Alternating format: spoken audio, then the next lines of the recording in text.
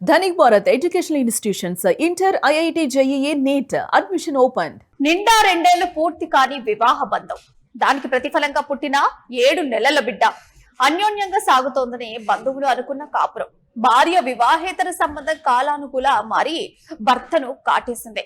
భార్య తోడ్పాటుతో ఆమె ప్రియుడి చేతిలో భర్త హతమయ్యాడు. జీవిత భాగస్వామి పన్నిన వ్యూహంలో చిక్కుకొని అతడు ప్రాణాలు కోల్పోయాడు. ఏపీలో జరిగింది ఈ దారుణం. ప్రియుడి మోజులో ఓ భార్య భర్తను గుడికి తీసుకెళ్లి హత్య చేసింది. అనంతరం ప్రియుడితో కలిసి అక్కడి నుండి పారిపోయింది. ఈ ఘటన చిత్తూరు జిల్లా గుడిపల్లె మండలంలోని మల్లప్పకొండపై చోటు చేసుకుంది. శాంతిపురం మండలం కెనమాకులపల్లి పంచాయతీ బోయినపల్లికి చెందిన యువతికి 2 ఏళ్ల క్రితం తమిళనాడులోని సూలగిరికి చెందిన రమేష్ తో పెద్దలు పెళ్లి చేశారు. ఇద్దరూ అన్యోన్యంగా ఉన్నారని ఇరు కుటుంబాల వారు భావించారు. 7 నెలల క్రితం ఆ యువతి ఓ ఆడబిడ్డకు జన్మనిచ్చింది. 2 నెలల క్రితం అత్తారింటికి వెళ్ళింది. అంతా సవ్యంగా సాగుతోందనుకుంటే ఆమెకు పుట్టిన ఊరిలో మరో యువకుడితో ఏర్పడిన పరిచయం వివాహేతర సంబంధానికి దారి తీసినట్టు తెలిసింది. ఈ క్రమంలో తమ బంధానికి అడ్డుగా ఉన్న భర్తను తప్పించాలని భార్య ప్రియుడితో కలిసి పథకం పన్నింది.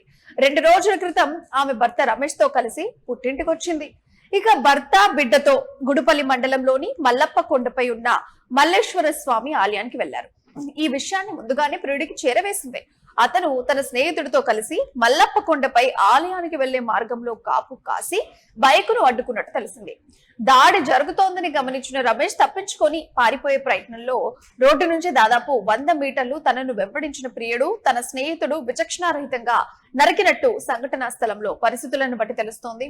హత్య చేసిన అనంతరం యువతి తన ప్రియుడి స్నేహితుడు కలిసి మృతుడికి చెందిన బైక్ పైనే వెళ్లిపోయినట్లుగా సమాచారం. అయితే చంటి బిడ్డతో గుడికి వెళ్లిన దంపతులు తిరిగి రాకపోవడంతో బంధువులు గాలించినా ప్రయోజనం లేకపోయింది. వారు పోలీసులను ఆశ్రయించారు. అదే సమయంలో మల్లప్పకొండపై శవం ఉందనే సమాచారం రావడంతో పోలీసులు విచారణ వేగవంతం చేశారు. యువతి తన భర్తతో కలిసి మల్లప్పకొండ వైపు వెళ్తున్న దృశ్యాలను సీసీటీవీ ఫుటేజీల్లో గుర్తించారు. భర్త శవం దొరకడంతో భార్య బిడ్డ ఏమయ్యారని ఆరా తీశారు. ఈ నేపథ్యంలో 2 వ్యక్తులతో కలిసి యువతి బైక్ పై వెళ్తున్నట్టు సీసీటీవీలో తేలింది. భార్య తన ప్రియుడు మరో వ్యక్తితో కలిసి రమేష్ ను హతమార్చినట్టు ప్రాథమికంగా నిర్ధారణకొచ్చారు. దీనిపై అన్ని కోణాల్లో కూడా దర్యాప్తు చేస్తున్నట్టుగా పోలీసులు తెలిపారు.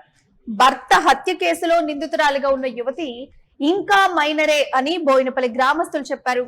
2 ఏళ్ల క్రితం తను 9వ తరగతి చదువుతుండగానే ఈ బాలికకు పెద్దలు పెళ్లి చేశారని సమాచారం అయితే వినిపిస్తోంది. అయితే ఈ ఘోరదారుణం ఏపీలో జరిగింది. భర్తను చంపి ప్రియుడితో భార్య పారిపోయింది. అంటే ఆ ప్రియుడితో పాటు వాళ్ళ ఫ్రెండ్ ఇంకొకరు కూడా వస్తే, అంటే వీళ్ళిద్దరు కలిసి భార్య భర్తలు చంటి బిడ్డను వేసుకొని టెంపుల్ కి వెళ్దామని వాళ్ళు మల్లప్పకొండపై వెళ్తున్నారు. సో ముందుగానే ప్రియుడికి ఇన్ఫర్మేషన్ ఇచ్చి ప్రియుడు కూడా వాళ్ళ ఫ్రెండ్ ఇంకో ఫ్రెండ్ కూడా తీసుకొని ఆయన వెంబడి వచ్చి కాపు కాసి వీళ్ళు కరెక్ట్ గా వచ్చిన టైంలోనే వీళ్ళని అడ్డుకొని హత్య చేసే ప్రయత్నం చేశారు. అంటే ఇది పక్కా ప్లాన్ ప్రకారం జరిగినట్టుగానే ప్రాథమికంగా అయితే తెలుస్తోంది. సో మొత్తానికైతే చంటి బిడ్డ 7 నెలల చంటి బిడ్డ మాత్రమే ఉంది. పుట్టి 7 నెలలే అవుతుంది. అయినా కూడా ఈ లోపే అత్తగారింటికి 2 నెలలు వెళ్ళింది. అయినా కూడా అక్కడ బాగానే ఉన్నట్టుగా తెలుస్తుంది. ఎప్పుడైతే బిడ్డ పుట్టడం అనే కార్యక్రమంలో భాగంగా ఎప్పుడైతే తన సొంతూరుకు వచ్చిందో అప్పుడు ఈ పలానా పర్సన్ తోటి పరిచయం ఏర్పడి ఈ పర్సన్ అంటే ప్రియుడు ఈ పలానా పర్సన్ ప్రియుడితో కలిసి పక్కా ప్లాన్ వేసి ఇలాగే మనం ప్లాన్ చేయాలి అన్న విధంగా పోయిందన్నట్టు తెలుస్తుంది. ఒకవైపు ఏమో కుటుంబీకులందరూ కూడా గుడికి వెళ్ళినటువంటి భార్య గాని భర్త గాని వాళ్ళ పిల్లలు గాని ఎప్పుడు వస్తారు అని చెప్పేసి ఒకవైపు కుటుంబీకులందరూ కూడా ఎదురు చూస్తున్నారు. సో ఎంతకీ రాకపోయేసరికి వీళ్ళందరూ కూడా పోలీసులని ఆశ్రయించినటువంటి పరిస్థితి ఏర్పడింది. పోలీసులు వెంటనే ఇన్వాల్వ్మెంట్ తీసుకొని వాళ్ళు విచారిస్తే వాళ్ళు దర్యాప్తు చేస్తే తేలింది ఏందయ్యా అనంటే ఆయన ఒక కొండ పైన చనిపోయి కనిపించడం నిజంగా పోలీసుల ఇన్ఫర్మేషన్ కుటుంబీకులకు చేరవేయడంతో అందరూ ఒక్కసారిగా ఆవేదనకు గురయ్యారు. అసలు ఏంటి, ఎందుకు ఇలా జరిగింది? మళ్ళీ తను మైనర్ బాలిక. ఫస్ట్ ఇక్కడ చూసుకుంటే మైనర్ బాలికకు పెళ్లి చేసేటువంటి అంశం ఎవరు ఒప్పుకోరు. ఇదంతా ఒకప్పుడు జరిగింది కానీ ఇప్పుడు కుదరదు అలాంటివి. సో అయినా కూడా ఫస్ట్ మైనర్ బాలికకు తల్లిదండ్రులు పెళ్లి చేశారు.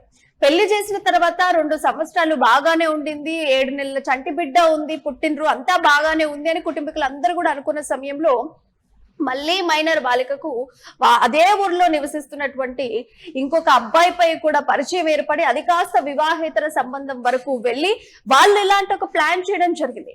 అంటే నిజంగా ఇప్పుడు ఆ మైనర్ బాలికకు అసలు ఉండుంటుందా, అసలు లేకుంటే ఈ ఎవరైతే ప్రియుడు ఉన్నారో ఆయన ఇన్ఫ్లుయెన్స్ చేసి మనం ఇద్దరం ప్రేమించుకున్నాం పెళ్లి చేసుకుందామని ఆమెను చెడగొట్టిన పరిస్థితి ఏర్పడిందా? అసలు ఈ ప్లాన్ ఎవరిది, భార్యదా లేకపోతే ప్రియుడిదా?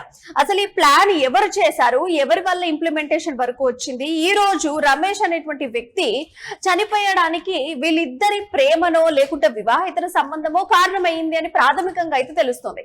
అసలు మరి ఎలాంటి శిక్షలు ఉంటాయి? మరి మైనర్ బాలిక అన్నట్టుగా ఒక విధంగా గ్రామస్తులు అయితే చెప్తున్నారు.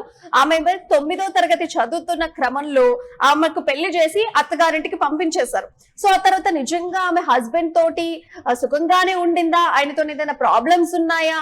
మరి కుటుంబకులకైతే ఎలాంటి ప్రాబ్లం లేదన్నట్టుగానే తెలిసింది. ఒక చంట బిడ్డకు కూడా జన్మనిచ్చింది అని అంటే 2 సంవత్సరాలలో ఎవరైనా కుటుంబకులు బాగానే ఉన్నారు అని అనుకుంటారు. సో మరి ఎప్పుడు ఈమెకు ఈ అబ్బాయితోని ప్రేమ మొదలైంది? అంటే పెళ్లికి ముందా పెళ్లి తర్వాతనా? అసలు దీన్ని ప్రేమలాగా తను ఎలా చూసింది? అంటే మొత్తానికైతే ఒక వివాహేతర సంబంధం ఇంకొక వ్యక్తితో పెట్టుకోవడం మూలాన ఇలాంటి ఒక ఘోరమైన హత్య జరిగింది. అంటే ఈ రోజులలో ఇట్లాంటి హత్యలు మనము తరచూ చూస్తూ ఉన్నాం. కాకపోతే పెళ్ళైన వాళ్ళు చాలా మంది మేజర్స్ ఉన్న వాళ్ళవి చంపడం చూసాం. కానీ మొట్టమొదటిసారిగా ఇప్పుడు మనము ఈ కమింగ్ డేస్ లో చూసుకుంటే కనుక ఈ అమ్మాయి మైనర్ బాలిక మరి ప్రియుడి సహాయంతో అలాగే ప్రియుడి ఫ్రెండ్ సహాయంతో కూడా హత్య చేసింది సొంత హస్బెండ్ ని. మళ్ళీ 7 నెలల బిడ్డ కూడా ఉంది.